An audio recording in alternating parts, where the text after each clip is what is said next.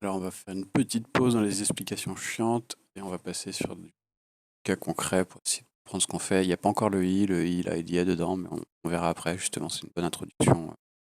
I. Donc, je vais vous mettre le lien en description. Il faudra changer ici.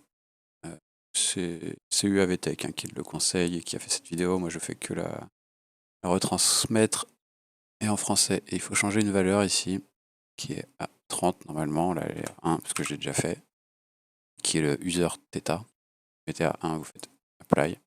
Si vous descendez à 50 ms, ça va ralentir, accélérer le passage du temps ici. Le bleu, c'est notre setpoint, donc ce serait la radio, c'est un drone. Le vert, ce serait la boucle PID. Et le rouge, ce serait le gyro, donc le drone. Vous allez voir, dès qu'on va commencer à tout toucher, ça va pas mal bugger, ça va faire des réactions qui sont inattendues, faut pas hésiter à refresh. Seule chose à faire, voilà, le 30 est revenu, on enlève le 30, on remet le 1, ok, on redescend à 50. Donc, ce que je vous expliquais avec le P qui est proportionnel et immédiat, on va commencer avec peu de P, on va changer set point, on voit le set point qui descend. Ouais. Et donc, ce qui est vert, c'est la boucle PID, on voit qu'elle pousse pas assez, elle n'a jamais rattrapé le set point. Du coup, notre drone, rien en plus. Je vais reprendre la simulation. Je vais souvent rafraîchir hein, parce que ça déconne très souvent, surtout quand on commence à mixer les ratios. Et là, voilà, la notion qui est très importante à comprendre, c'est la notion pourquoi est-ce qu'on se fait chier à faire un ratio PED et qu'après on monte un master, on garde le même ratio. Et là, ça ressemble beaucoup au step response tool. Là, on va vouloir réduire l'erreur. Donc, qu'est-ce qu'on va vouloir? On va vouloir que le P pousse plus fort parce qu'il est loin, donc il pousse pas assez fort. Là, on voit que la boucle PID elle pousse. En poussant, là, j'ai touché le set point. On voit que ça descend là. J'ai touché le set point, il remonte. Comme il l'a touché, lui, et qu'il voit qu'il y a une erreur, il repart. Toujours pas assez agressif. C'est pas appliqué sur Betaflight, hein. C'est un système qui est propre à lui-même.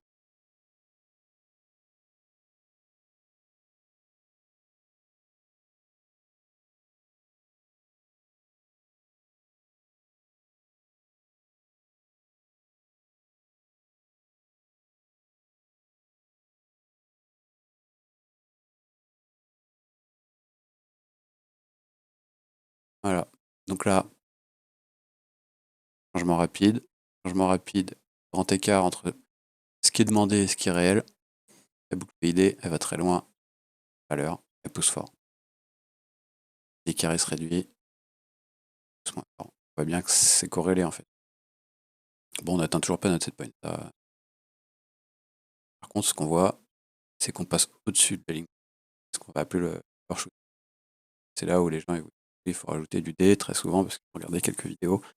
Et oui et non, ça dépend à quel moment vous êtes de thune. Et non, parce que si la P qui pousse en même temps que la D. En fait, la P et la D, c'est un peu deux choses qui se battent l'une contre l'autre. Le P, c'est un peu quelqu'un qui verrait que le présent, il voit ni le passé ni le futur. Et le D, il voit ni le passé ni le présent, il voit un peu que le futur, parce qu'il voit que la courbe en fait, enfin la pente de la courbe. Donc il sait pas grand chose quoi.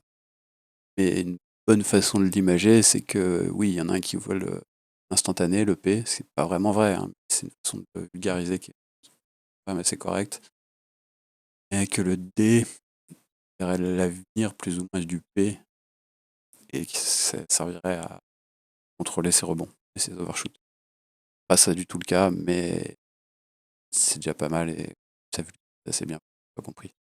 Donc là, normalement, si on met du D, si ça bug pas et qu'on reprend, on devrait pas avoir l'overshoot.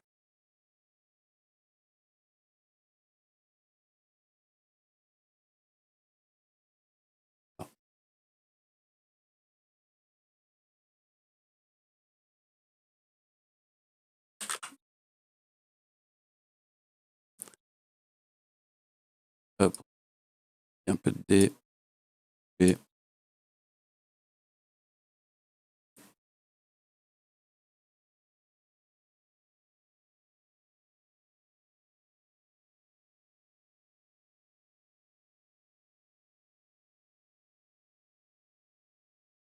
Et l'overshoot, il est pire. Parce qu'il y a trop de P.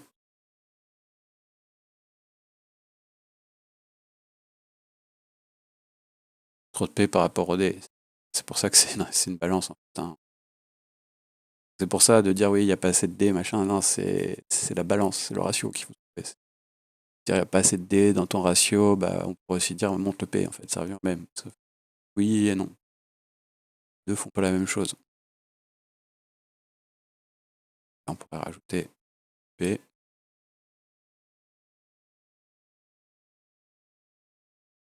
Non, pour corriger l'erreur du. C'est pour ça qu'on teste beaucoup de manière empirique, on essaye, on voit comment ça réagit. On les fait voler, on écoute le bruit des moteurs. C'est ça. Et donc là, on voit qu'en poussant le P, j'ai réussi à enlever mon overshoot. Et pourtant, on va regarder n'importe quelle vidéo de tuning ou sur certains forums, et dire ah, il y a de l'overshoot, tu montes ton D. Ben, pour le coup, non, j'ai fait le P. Comme c'est un ratio, ça voudrait dire que si je baisse le D, ça fait exactement le même résultat. Donc, il faut pas juste bêtement appliquer, ça marche jamais, c'est comme dans la vraie vie. Si vous faites quelque chose sans le comprendre, ça marchera pas. Donc, soit vous utilisez des presets qui sont de base, parce que de toute façon, quand vous flashez 5 pouces ou n'importe quoi avec Betaflight, il installe. Quand les sliders sont à 0, à 1, c'est un preset qui s'appelle le preset karaté. C'est un preset qui est fait pour les 5 pouces, c'est pour ça qu'il marche très bien pour la plupart des drones. Par c'est des 5 ou proches, dès qu'on va aller dans des mini ou des très grands, ça a merdé. Et donc là, ce qu'on voit dans notre exemple, je ferme cette parenthèse-là, c'est qu'il y a toujours une erreur statique entre notre ligne rouge et le reste. Et là, normalement, c'est là où l'intégrale entre en jeu, parce qu'elle, contrairement aux autres, elle a une mémoire. Et elle va se dire, mais de là à là, une erreur. Elle va ajouter les erreurs au fur et à mesure pour essayer de corriger et de s'approcher au plus près du setpoint. On voit tout de suite que la boucle PID réagit, elle dit, ah, mais je suis pas dessus, ce qui fait qu'elle corrige la demande. Et là, théoriquement, en termes de setpoint et de rendu, je suis correct. Je pourrais très bien m'arrêter là si c'était une application industrielle qui n'était pas très demandeuse. Mais comme j'ai mis du i maintenant, je récupère de l'overshoot. Et c'est obligé, ça sur le drone, vous l'aurez aussi. Vous allez faire une balance PD qui va être parfaite, vous allez introduire le i, vous allez vous retrouver avec un overshoot, moins de latence. Et c'est là où la plupart des gens, quand ils doivent tuner, ils sont perdus, c'est fini, et même les vidéos de Rotor Riot, elles rentrent pas dans le débat. Faut vraiment les regarder chez PID Toolbox, c'est souvent derrière le paywall du Patreon, ce qui est compréhensible parce que à ce niveau-là, c'est des cours en fait.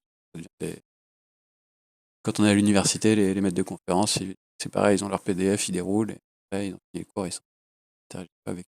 Donc ça peut se comprendre. Mais là, en vrai, c'est réglable ça, et ça fait pareil dans le Step Response Tool, sauf que pas sont là. J'avais quelques exemples à vous donner. Alors, qu'est-ce qu'on peut voir? Peut-être que le P et D sont liés entre eux.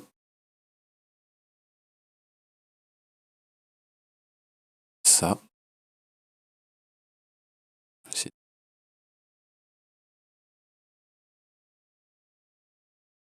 On voit, c'est que le terme P, quand il monte quelque part, là, une couleur, c'est un axe, hein. Mais ce qui est rouge ici, c'est le même axe que ici. Du coup, P, il a travaillé là. Mon D travaille dans le sens inverse. Toujours.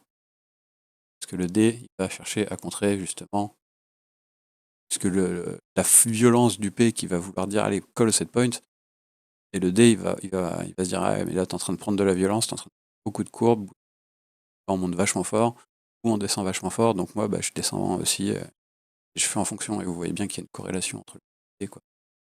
Qu'il n'y a pas entre le I et E et D. Et il y a une relation entre le I et le P, ça on le verra plus tard, et ça prend en compte la particularité du terme I qui lui, est vraiment là pour contrer les effets extérieurs. C'est un système vraiment dynamique, c'est-à-dire du vent.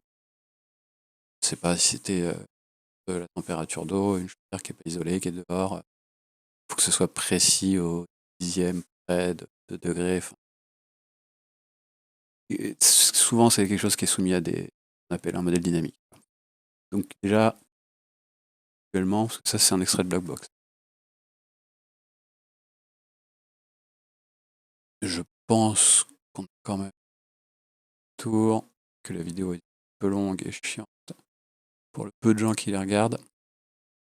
Mais du coup, n'hésitez pas à aller sur le site que je vais temps et à tester. Et vraiment, quand vous commencez à avoir des résultats un peu bizarres, n'hésitez pas à... Par exemple, ce qu'on peut faire quand vous tunez, que d'un coup, quand on vous dit de monter les dés et d'arrêter quand ça fait du bruit, ce qui se passe, c'est que les dés saturent. Oscillent. Le bruit qu'on entend, en fait, c'est une oscillation, parce que le son est une oscillation de l'air, en fait. Le moteur oscille, il fait du bruit. Là, si on veut, on peut s'amuser à monter les dés.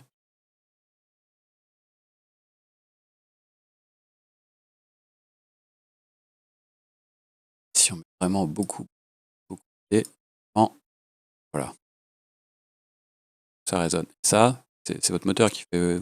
je fais très bien le bruit du moteur. Vous avez compris l'idée. Et c'est pour ça qu'on vous dit de pousser le master jusqu'à saturation. En gros, de demander le maximum peu avant d'exploser, entre guillemets, puisque c'est le moteur qui peut brûler, soit le SC, soit le moteur.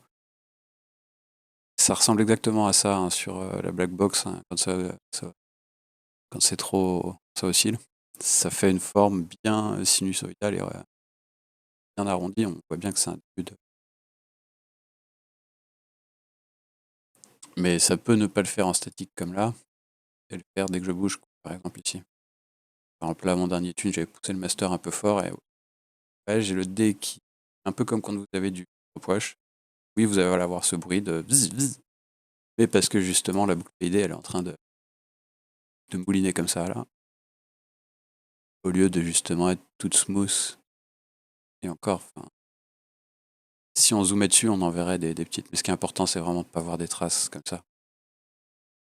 Pas aussi grosse. L'amplitude est pas. L'amplitude est forte, plus le bruit est fort.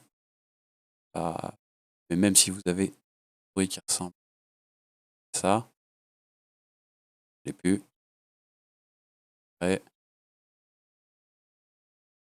pas si gros. En bref, ça va s'arrêter là, mais si vous avez du bruit qui ressemble au début là, c'est long, vous êtes sursaturé.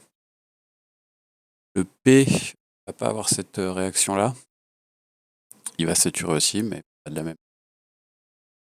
Et un plus au bruit, c'est vraiment plus dur à trouver, donc je pense que c'est pour ça que commencer les gens par monter le D, alors qu'en vrai, la logique voudrait qu'on puisse le P, parce qu'en montant le P, on atteint plus vite notre consigne.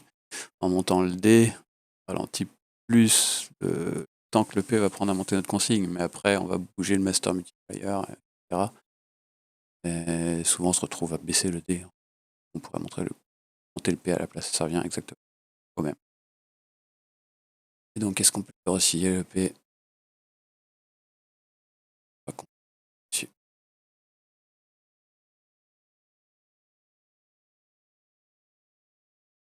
Ah si, mais l'oscillation, elle est très, très, très, très longue.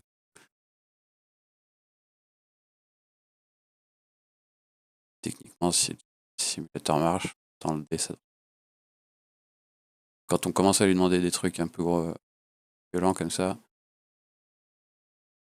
il a du mal. On voit que ça change la forme. Sur le temps, il se passe quelque chose. Et il y a eu un changement. Hein.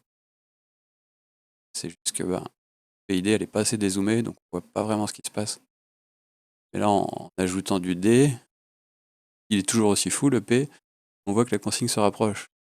Donc on peut très bien faire n'importe quoi et avoir des fois des choses... Si on regarde de très loin, les yeux plissés peuvent avoir l'air propre. Pas regarder. Alors que là, c'est juste infâme, c'est possible.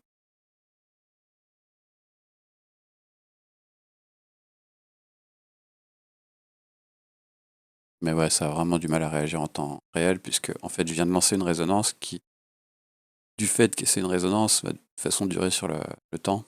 Vous voyez, les dessins changent, donc il y a des choses qui se passent. Et donc, je vous invite à jouer avec ça. P, I, D. Et si vous n'avez pas envie d'attendre 3 plombes, que ça se restabilise comme ça, n'hésitez pas à rafraîchir, juste remettre la valeur à 1 ici. Et si vous parlez anglais, vous comprenez très bien, je vous invite. C'est UAV Tech, le nom de la chaîne.